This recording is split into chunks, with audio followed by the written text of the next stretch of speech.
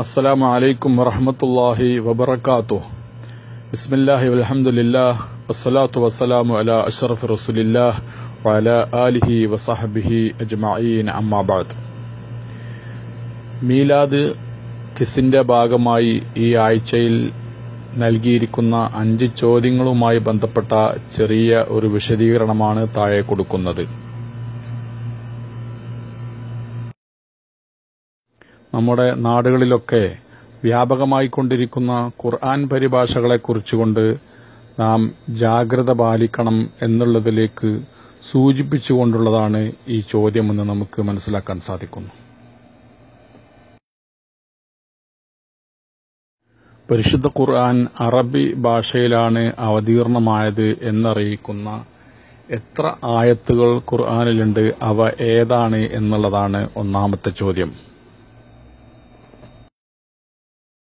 പരിശുദ്ധ ഖുർആനിൽ 10-ലേറെ സ്ഥലങ്ങളിൽ ഖുർആൻ അവതീർണമായത് വ്യക്തമായ അറബി ഭാഷയിലാണ്, തെളിഞ്ഞ അറബി ഭാഷയിലാണ് എന്നുള്ളത് നമുക്ക് കാണാൻ സാധിക്കും. സൂറത്ത് യൂസുഫിൽ 2-ാമത്തെ ആയത്തും അതുപോലെ തന്നെ സൂറത്ത് റാദ് 37-ാമത്തെ ആയത്ത്, സൂറത്ത് നഹൽ 103-ാമത്തെ ആയത്ത്, ത്വാഹ സൂറത്ത് 113-ാമത്തെ ആയത്ത്, ഷുഅറായിലെ 195-ാമത്തെ ആയത്ത്, സുമറിലെ 227-ാമത്തെ ആയത്ത്, ഫുസ്സിലത്തിലെ 3-ാമത്തെ ആയത്ത് തുടങ്ങിയ ഒട്ടനവധി ആയത്തുകളിൽ പരിശുദ്ധ ഖുർആൻ അവതീർണമായത് വ്യക്തമായ അറബി ഭാഷയിലാണെന്ന് നമുക്ക് കാണാൻ സാധിക്കും. സൂറത്ത് യൂസുഫിൽ അല്ലാഹു പറയുന്നു, ബിസ്മില്ലാഹിർ റഹ്മാനിർ റഹീം, ഇന്നാ അൻസൽനാഹു ഖുർആനൻ അറബിയ്യൻ ലഅല്ലകും തഅഖിലൂൻ. തീർച്ചയായിട്ടും നാം അതിനെ അറബി ഭാഷയിലുള്ള ഖുർആനായിട്ടാണ് അവതീർണമാക്കിയിരിക്കുന്നത്. ലഅല്ലകും തഅഖിലൂൻ, നിങ്ങൾ ചിന്തിക്കുന്നവരാകുവാൻ വേണ്ടി അറബി ഭാഷയിലാണ് ഖുർആന്റെ അവതീർണമെന്നാണ് ഈ ആയത്തിലൂടെ അല്ലാഹു നമ്മെ തെര്യപ്പെടുത്തുന്നത്. അതുപോലെ തന്നെ സൂറത്ത് ഷുഅറായിൽ 195-ാമത്തെ ആയത്തിൽ പറയുന്നു, ബിലിസാനിൻ അറബിയ്യിൻ മുബീൻ, വ്യക്തമായ തെളിഞ്ഞ അറബി ഭാഷയിലൂടെയാണ് പ്രവാചകരെ അല്ലാഹു സുബ്ഹാനഹു വ തആല പരിശുദ്ധ ഖുർആൻ ഇറക്കിയിരിക്കുന്നത് എന്ന് നമുക്ക് കാണാൻ സാധിക്കും. അതുപോലെ 11ഓളം ആയത്തുകളിൽ സമാനമായിരിക്കുന്ന ഇതേ ആശയം തന്നെ നമുക്ക് കാണാൻ സാധിക്കുന്നതാണ്. ഇതെല്ലാം എന്താണ് അറിയിക്കുന്നത്? ഒരു വസ്തുതയിലേക്കാണ് ഇതെല്ലാം വിരൽ ചൂണ്ടുന്നത് എന്ന് നമുക്ക് കാണാൻ സാധിക്കും.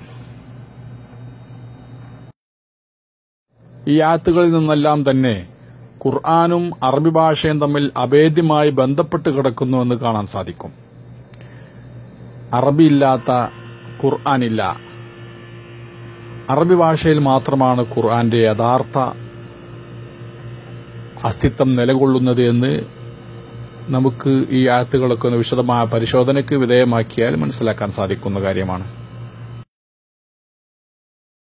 അനർബികളായ മുസ്ലിമീങ്ങൾക്ക് ഇസ്ലാം അറബി ഭാഷാ പഠനം നിർബന്ധമാക്കിയിട്ടില്ലെങ്കിലും അതേ അവസരത്തിൽ ഇസ്ലാമിക വിരിവലക്കുകൾ ഓരോ വ്യക്തിയും അറിയൽ നിർബന്ധമായിട്ടുണ്ട് എന്നുള്ളതിനാലും ഖുർആൻ ആശയ വിവർത്തനം ചെയ്യുന്നതിനെ പണ്ഡിതന്മാർ ഒരിക്കലും എതിർത്തിട്ടില്ല. അത് അനുവദനീയമാണെന്നാണ് പറഞ്ഞിരിക്കുന്നത്. പക്ഷേ ഇന്ന് വ്യാപകമായി കൊണ്ടിരിക്കുന്ന ഖുർആൻ പരിഭാഷകൾ ഒക്കെ തന്നെ യഥാർത്ഥ ഖുർആനെ പ്രതിനിധീകരിക്കുന്നതാണോ അല്ലയോ നമ്മൾ ചിന്തിക്കേണ്ട ഒരു കാര്യമാണ്. പരിശുദ്ധ ഖുർആനെ സംബന്ധിച്ചിടത്തോളം പദാനുപദ വിവർത്തനം അസാധ്യമാണ്. തർജമത്തുൽ ഹർഫിയ സാധ്യമല്ലെന്നാണ് പണ്ഡിതന്മാരെ വ്യക്തമാക്കിയിരിക്കുന്നത്. ഒരു ഭാഷയെ മറ്റൊരു ഭാഷയിലേക്ക് വിവർത്തനം ചെയ്യുമ്പോൾ മൂലഭാഷയുടെ എല്ലാവിധ തന്മയത്വത്തോടുകൂടിയും അതിന്റെ എല്ലാവിധ ഉദ്ദേശങ്ങളും പ്രതിഫലിപ്പിച്ചുകൊണ്ടും വിവർത്തന ഭാഷയിൽ പ്രകടമാക്കുക എന്നുള്ളത് സാധ്യമായിക്കൊള്ളണമെന്നില്ല. കാരണം അതിന്റെ പദങ്ങൾ, ഘടനാരൂപം, അതുപോലെ അതിന്റെ പ്രയോഗം, വ്യാകരണ നിയമങ്ങൾ എല്ലാം തന്നെ ഭാഷകൾ തമ്മിൽ വ്യത്യസ്തമായിട്ടാണ് നിലകൊള്ളുന്നത്. ഒരു ഭാഷയ്ക്കുള്ള ഘടനയല്ല മറ്റൊരു ഭാഷയ്ക്കുള്ളത്. ഒരു ഭാഷയ്ക്കുള്ളതായ പദങ്ങളും അതിന്റെ പ്രയോഗങ്ങളും വ്യത്യസ്തമായിക്കൊണ്ട് ആണ് നമുക്ക് കാണാൻ സാധിക്കുക. അതുകൊണ്ട് തന്നെ യഥാർത്ഥ രീതിയിൽ മൂലഭാഷയുടെ ആശയങ്ങളും ഉദ്ദേശങ്ങളും എല്ലാം തന്നെ വിവർത്തന ഭാഷയിൽ പ്രതിഫലിപ്പിച്ചുകൊള്ളണം എന്നില്ല എന്നുള്ളതാണ് അതിന്റെ കാരണം. പദാനുപദ വിവർത്തനത്തിന്റെ മറ്റൊരു ന്യൂനത, അത് വായിക്കുന്ന വ്യക്തിക്ക് ഒഴുക്കും ശക്തിയും ഭാഷയുടെ ഭംഗിയും അതിന്റെ സ്വാധീനശേഷിയും ചോർന്നു പോകുന്നതായിട്ട് അനുഭവപ്പെടുന്നതാണ്. ഖുർആന്റെ വരികൾക്ക് താഴെ നിർജീവമായ വാക്കുകളാണ് വായനക്കാരന് കിട്ടുന്നത്. അതയാളിൽ യാതൊരു വിധത്തിലുള്ള അനുഭൂതികൾ ഉണർത്തുന്നില്ല, രോമാഞ്ചമുണ്ടാക്കുന്നില്ല, അയാളുടെ നയനങ്ങൾ സജലങ്ങളാക്കുന്നില്ല, വികാരങ്ങൾക്ക് കോളിളക്കമുണ്ടാക്കുന്നില്ല. തന്റെ ചിന്തയെയും ബുദ്ധിയെയും കീഴ്പ്പെടുത്തിക്കൊണ്ട് ഒരു വശ്യമായ ശക്തി ഹൃദയത്തിലേക്ക് ഇറങ്ങുന്നതായിട്ട് അയാൾക്ക് അനുഭവപ്പെടുന്നില്ല. ഇതെല്ലാം തന്നെ പദാനുപദ വിവർത്തനത്തിന്റെ ന്യൂനതകളായിട്ട് നമുക്ക് കാണാൻ സാധിക്കും.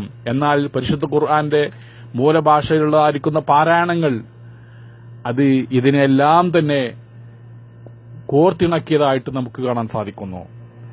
അത് ഓതുമ്പോൾ അതിന്റെ മായാവലയത്തിൽപ്പെട്ടുകൊണ്ട് അതിന്റെ ശക്തരായ എതിരാളികൾ പോലും അതിന്റെ അനുയായികളായി തീരുന്ന കാഴ്ചകൾ ചരിത്രത്തിൽ നോക്കിയാൽ നമുക്ക് കാണാൻ സാധിക്കും.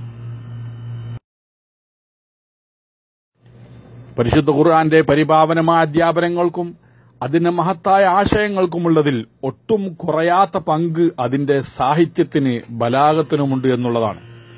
ആ സാഹിത്യമാണ് ശിലാഹൃദയങ്ങളെ അലിയിപ്പിച്ചതും ഒരു ജനതയെ പ്രകമ്പനം കൊള്ളിച്ചതും എന്ന് നമുക്ക് ചരിത്രത്തിൽ കണ്ണോടിച്ചാൽ കാണാൻ സാധിക്കും.